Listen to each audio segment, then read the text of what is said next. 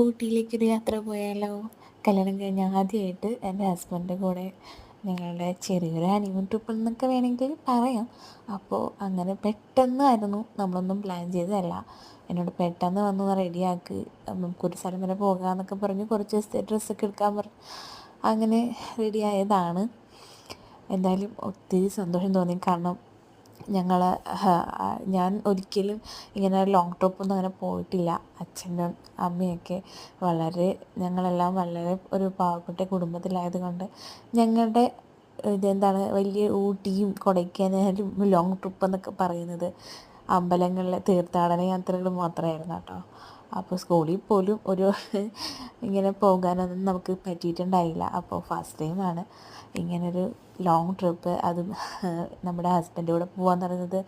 നമ്മളുടെ മാത്രമേ ലോകത്തിൽ ഇങ്ങനെ സന്തോഷിക്കുക എന്ന് പറയുന്നത് ഒരു ഭാഗ്യമല്ലേ. അപ്പോൾ എന്തായാലും ദൈവത്തിനും നന്ദി, എസ്പെഷ്യലി എൻ്റെ ഭർത്താവിനും നന്ദി. കാരണം ഇത്രയും വലിയൊരു സന്തോഷം എനിക്ക് സമ്മാനിച്ചതിന്. ഒത്തിരി എൻജോയ് ചെയ്തു കേട്ടോ. വളരെ നല്ല യാത്രയായിരുന്നു. ഊട്ടി എൻ്റെ പ്രിയപ്പെട്ട കുറേ ഓർമ്മകളുമായിട്ട് ഞങ്ങൾ തിരിച്ചു പോന്നു ആസ്വദിച്ചിട്ട്.